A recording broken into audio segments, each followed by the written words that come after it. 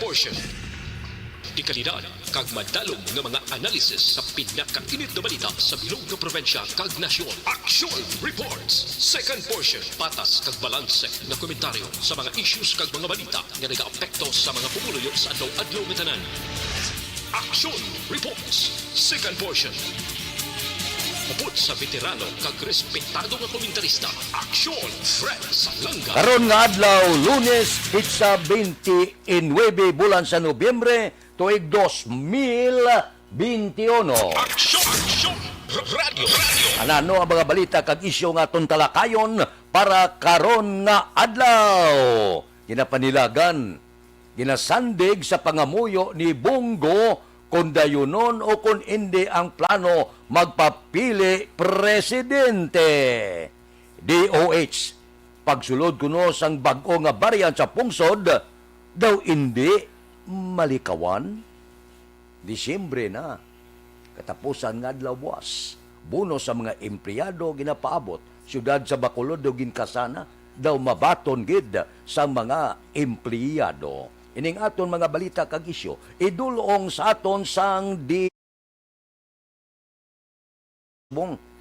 pagkatapos sang lain-lain nga variant, ara naman ang bag-o, likawan ini. Awayo naton ang kagaw. Gamit kita D3 Bio para kakason ang kagaw nga magtapik sa aton lawas. Tambal man ang D3 Bio sa ubos sipon kagilanat, tagka 14 pesos lang, produkto sang klinika di alternatibo. Kagiladulong man sa aton sang DTX 500. DTX 500 nagatinlo sa aton dugo, nagasilig sa mga impurity kag toxin sa aton atay nagabulig panubo, sa aton blood sugar bangod sa mga organic compound niya, bisin charantin kag polypeptide. Gani kung mataas ang kolesterol, mataas ang blood sugar, bangod sa diabetes, dire kag kinanglano naton ang DTX 500. Mabakal na pagi sa online kag pwede ma-deliver sa tagsa ninyo ka mga puluyan. Action Radio Philippine Standard Time, las 6:40. Suno sa departamento sang ikaayong lawas, hindi malikawan ang pagsulod sa bago nga variant sang COVID-19, ining Omicron nga ni. Siling sang DOH kabudlay.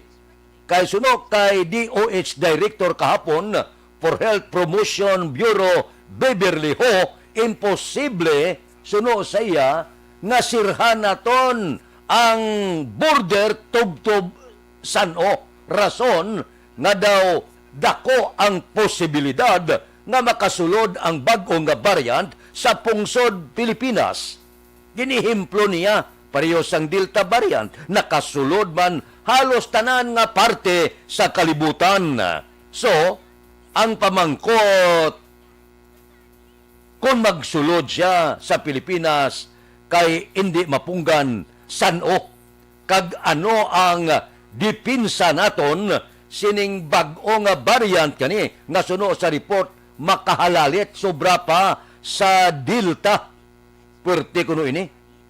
Grabe kunong arangkas ini. Mas makalalaton. Halin ini sa South Africa na tukiban Nobyembre 24. Sa Hong Kong gani mara na dua. Kadasig no?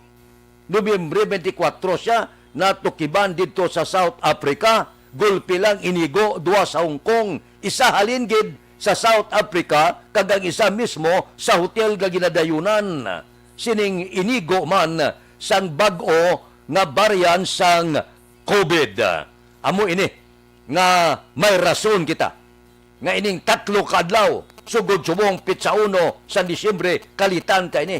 Pawaswas kita tudo bakuna para bisan paano safe kita. Kung nakababakuna ang tanan, 98% ehemplo sa siyudad sa Bacolod ang makapabakuna daw manayanaya gawa ang aton pamakyag sa bulan sa Disyembre. At least protektado kita. Birahon ta ini ang 3 kadlaw, sundon ta ang magpabakuna. Pero sa nasiling ko na, sa aton mga utod nga sa gihapon hindi magpabakuna, bangod sa ila pagtuo, respetado ina sang Aksyon Radio. Pero wala kita nagauntat sa kampanya nga kon may tsansa pabakuna gid abyan pati ang kabataan para protektado kita. Hindi na kita luyag nga magbalik pa to sa uno nga porte nga ang dalan na milag-pilag ang tao. Do pelikulang sumbing gwata. Balik naman kita sa uno, hindi proteksyonan ng lawas. Sundon ta kung anong mando sang gobyerno. Ining 3 kadlaw, kalitan na to nini. Ang tanan-tanan nga ara sa puluyan mo nga wala mabakunahan, pating kabataan dala para nga protektado kita. Kung pananglitan, sumulod, din man kagini mapunggan ang bago nga variant. At least, may proteksyon na kita. Aksyon Radio Philippine Standard Time, Lasai 44. Mabalik kami pagkatapos ini.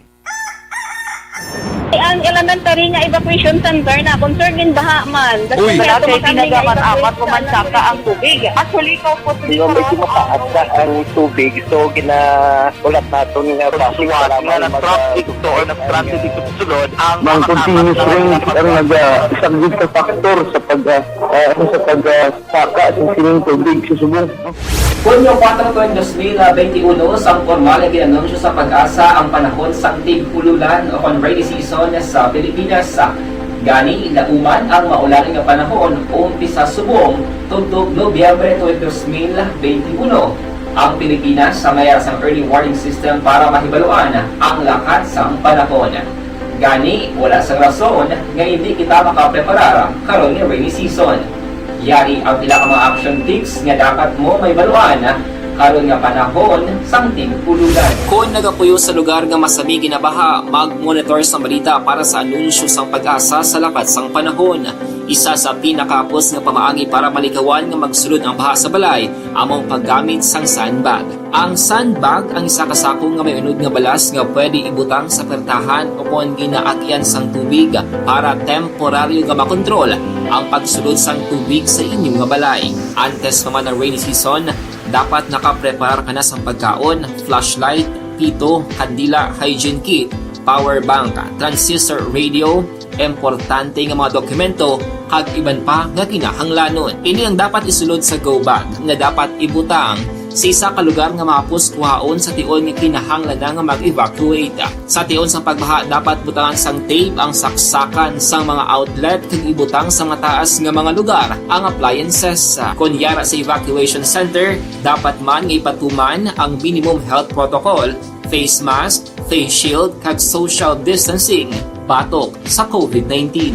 Sa panahon sa tig-ululan, dapat man proteksyonan ang ikaayong lawas batok sa pila ka mga masakit, kang isang dengue, leptospirosis, cholera, typhoid fever, hepatitis A, influenza, kag iban pa. Nagpanugyan man ang DOH kay pabili ng proper hygiene kay pag-inom sang limpyo nga tubig. Lutuon sang husto ang pagkaon para malikawan ang contamination. Maghugas sang kamot antes kag pagkatapos ang kaon kag matapos nga mag-usar sang banyo. Likawan man ang paglangoy o kon pagtubog sa baha. It is Action Dale Salazar para sa Action Tips nga nagapahanundong nga maghalong sa tanan nga tion. Bangod sa pamahog sing COVID-19 pandemic, madamo sing kompanya kag local government unit ang nagpatuman sang work from home sa ilang mga empleyado. Naga-work from home kung naka-close contact sa nagpositibo sa virus o kung mismo nagpositibo sa COVID-19. Madamo sang benepisyo ang mahatag sang work from home, pero hindi naton malikawan nga ma-bored kag ma-stress bangod sa sini nga setup sa masobra na isa ka tuig nga pagpakiaway sa COVID-19. Base sa pagtuon sa United Nations International Labor Organizations, nagatugas sing stress ang tuman niya pag-usar sa gadgets kangay sa cellphone kag computer. Gani, iyari tila ng mga poslanon nga action tips sa mga nag-work from home. Una, mag-set up sa workspace sa imong mga balay sa tuyo nga makafocus sa imong trabaho. Ang workspace ay hindi kinahanglan nga dako nga kwarto, ang importante, komportable ka sa imong trabaho. Matapos ang pila ka oras nga nagapungko ka mag-computer, dapat may tion nga mag-stretching agud malikawan nga ma-strain ang imong likod o kon liog. Time management. Maghimo sa imong time schedule kag mga talapuson nga trabaho para maging organisado. Magkaon sa husto nga tion, labi na ang pamahaw kag pilion mang pagkaon nga maka-boost sa imong memory, concentration kag alertness kaangay sang pumpkin seeds kag dark chocolate. Kung mayara sa mga online meetings, advance nga ipahibalo sa imong mga upod sa balay, agud malikawan ang mga disturbo. Ang pigaw nga internet connection ang makatugas sa stress, gani ipreparar ang backup kakay sa iba nga network na may maayong signal para sa mobile data. Take a few breaks. Ini sa tuyo nga hindi ma-drain ang imong brain, maghampang sa imo pet o kon magpumatit sa music. Sa tion nga may concern kag problema, ipabalo sa imo team leader o kon sa boss para masolusyonan. Sa work from home nga setup, ikaw ang may uyat sa imo nga oras. Makasave ka sa plete, makasave ka sa pagkaon, makasave ka sa kwarta, kag makaupo no pa ang imo pamilya. Ang work from home ay may madamo nga hangkat, pero mas madamo sa gihapon ang mahatag nga benepisyo. Ini si Action Daughter Cabato para sa Action Tips, una sa balita, una sa aksyon, sa Bacolod, Action Radio. Bangod sa pamahog sing COVID-19 pandemic, Do not just throw away questions and statements. Kasma ng aton sining nga Facebook page pagiya sa Action Radio. Ladies and gentlemen, this is Action Radio Bacolod. Action Radio Bacolod #1.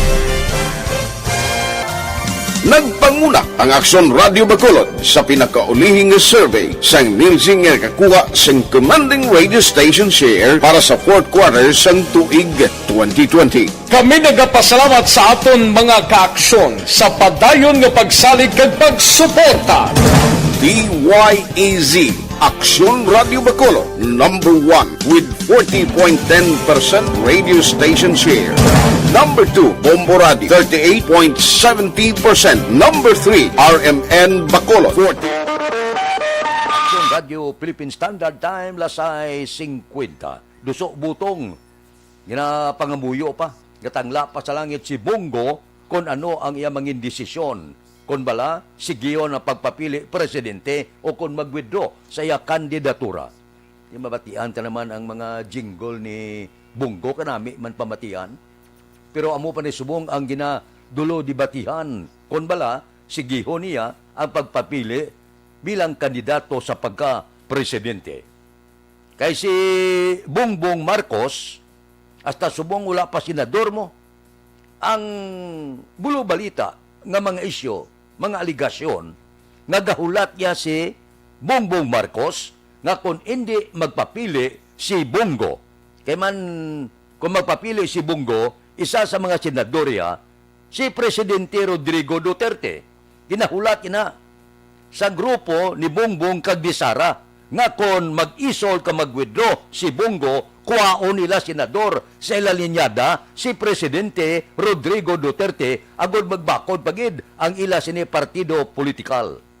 Galing kung kuhaon nila si Presidente Rodrigo Duterte, ti ano? Bawio naman ni Presidente Rodrigo Duterte ang ginpalayag niya nga masyado kahina ini nga kandidato si Bongbong Marcos nga nagapanago lang sa ngalan sagsaya sang yamay. Ti kung magpaidalom siya sa linyada ni Bongbong Marcos, anong matabo? Ang tanan nga ginbuyan niya nga talaga, bawion niya. Siling sa mga political analyst kag mga veterano sa politika niya matabo ina, hindi imposible.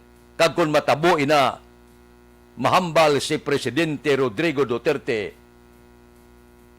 joke lang. Action Radio Philippine Standard Time, lasay 52. Mabalik kami pagkatapos ini. Mga trabaho.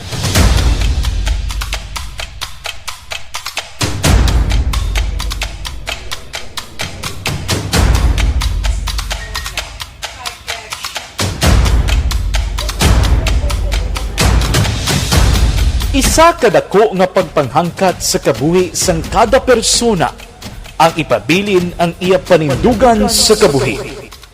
Bangod sa mga pagtilaw, kabudlayan, kapigaduhon, kag krisis.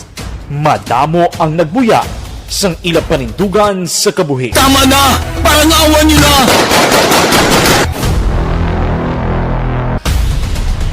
Apang ang DYEZ Action Radio Bacolod sa sulod na sang 52 katuig, padayon nga komitido sa panindugan nga mag-alagad.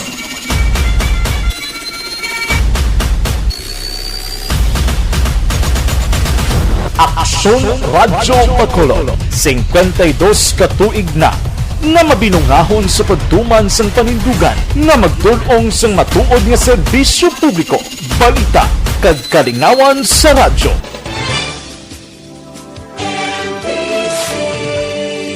Manila Broadcasting Company. Sa balita, komentaryo, isyu, serbisyo publiko. Aksyon Radio! Sa Bacolod, Aksyon Radio! Aksyon Radio!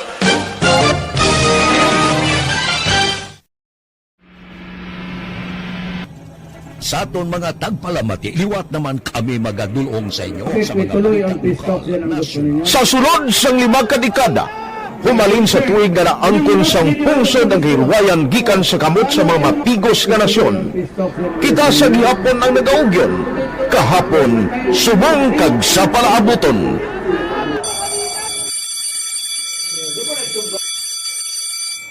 Ang Aksyon Radio, so nati lain-lain ang alam mo. Samtang nagalain-lain ang manager sa Manila Broadcasting Company, may araman niya lain-lain sila nga nagangalan. May ngalangan nila. Basta ang naluyagan sa manager ya, ingalan niya na. Nag-una ini siya nakilala dito sa La Carlota.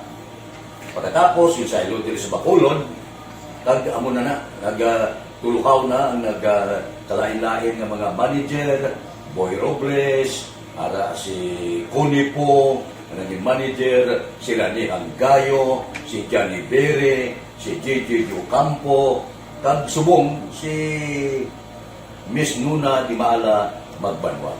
Ang sadto magamay nga community radio station ang ginpasira matapos nagpanindugan nga ipalapnag ang kamatuoran kag buligan nga mauntat ang pagpamigos sa katawhan.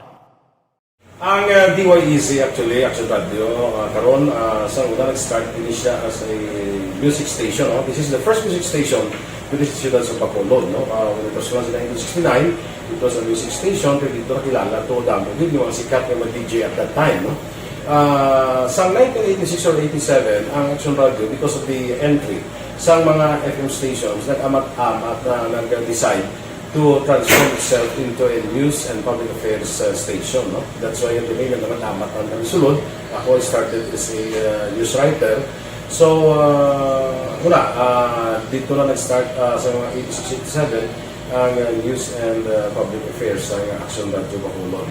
Kag bakit sa mga fire to my part because the year nga nagsulod ko, ito nagtamo din po dito at that time. Simpo ni Presidente Aquino upon assumption into office pagkatapos ng EDSA Revolution. So, nagtatamo isa nagtamo dito. So, that's how Action Radio started as a music station and later as a news and public affairs station.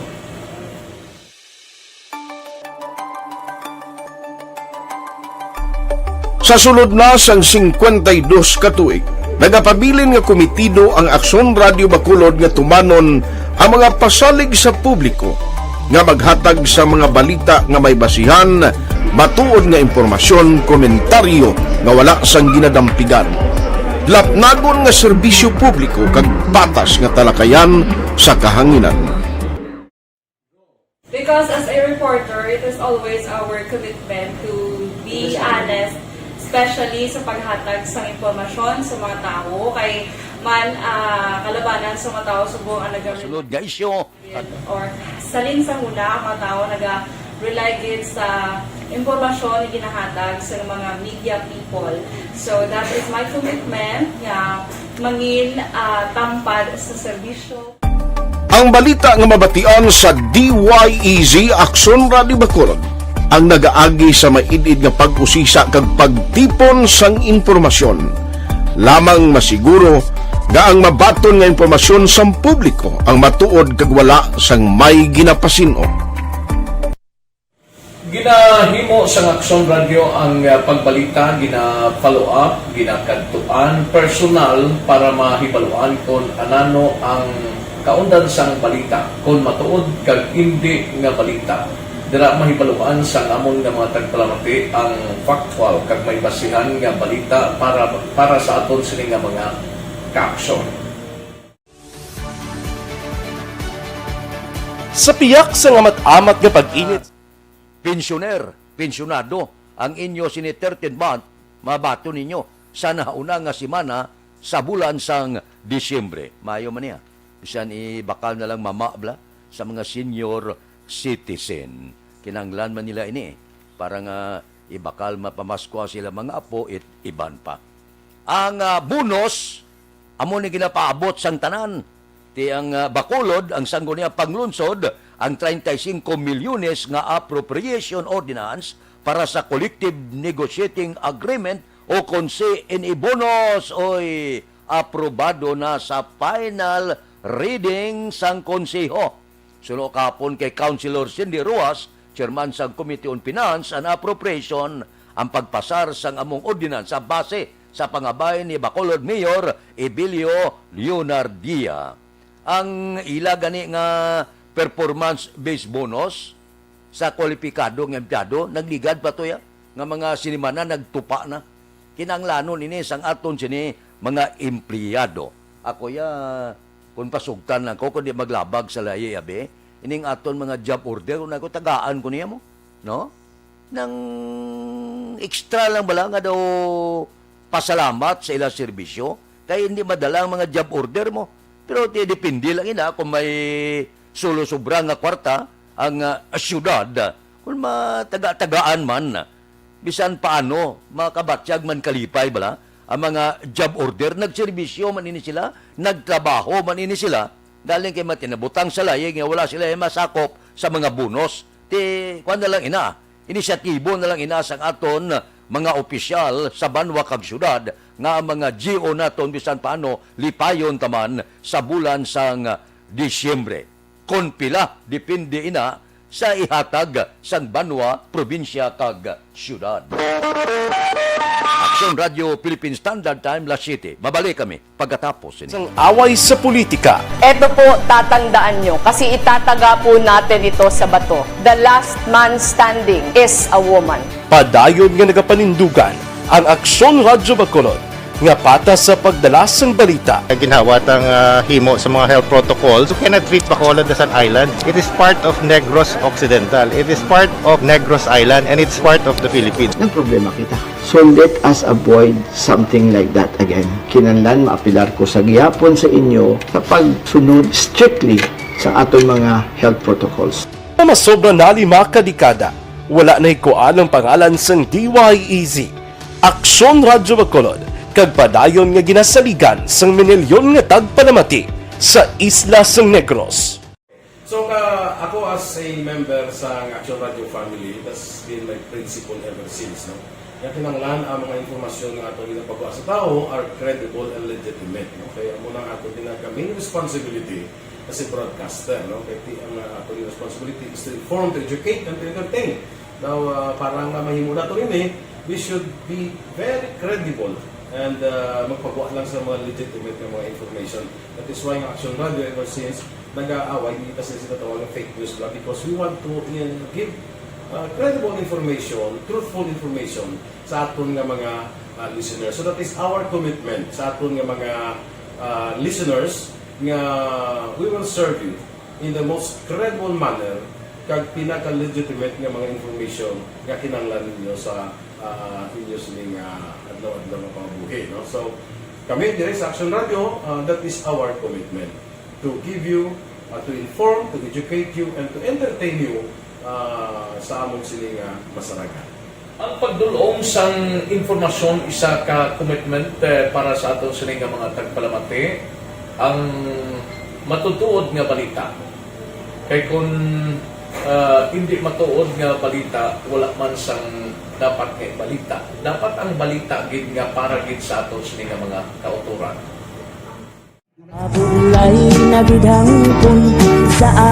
Kon kalingawan ang pag-aistoryahan, ang pinakamoderno kag pinasahi nga drama kag papremyo ang mabatian sa DYEZ Aksyon Radio Bacolod. 684 Wala ka sa respeto ko sa ako na. Dapat ka ba lang respetohon, ha? Kakagado, no? Sobra ka na! Sobra ng bakbak mo! Sobrahan man! Hoy, isa nagapakaon ka sa amon? Humalin sa mga drama nga makatalandog balatyagon, mga drama nga napuno sang aksyon kag pagtulunan sa kabuhi kag drama nga puno sang kalingawan kag kalipayan, diri tanan mabatian sa DYAZ Action Radio Bacolod.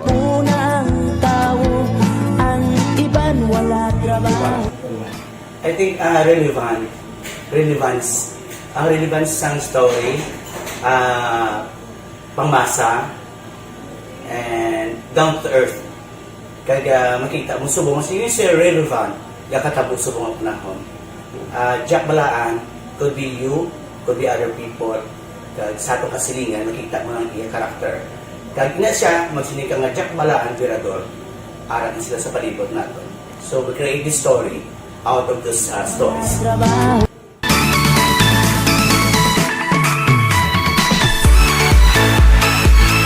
Ginahatagan man sang prioridad ang mga papremyo bilang paghatag importansya sa mga maukod nga tagpalamati sang DYAZ Aksyon Radyo Bacolod sa on-air kag online.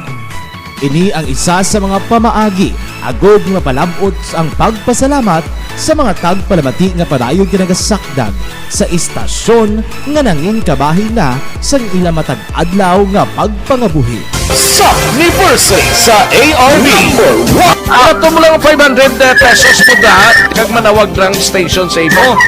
Salamat gid sa Action Radio. Ari na ginapangita ko ng tambyulo sa inyo kay ginakot-tuot ko ini. Para City 5 na standby na sa aton Aksyon Balita Morning Edition. Upod kita kay Aksyon Boy Duran kag Aksyon Dorel Cabato. Mga kaaksyon sa diin ka man sa Pinas, labuton ka sa amon balita kag serbisyo. Sama-sama tayo Pilipino. Una sa balita, una sa aksyon, sa Bacolod, Aksyon Radio. Aksyon Radio. Issue. Serbisyo publiko. Aksyon Radio. Sa Bacolod, Aksyon Radio. Aksyon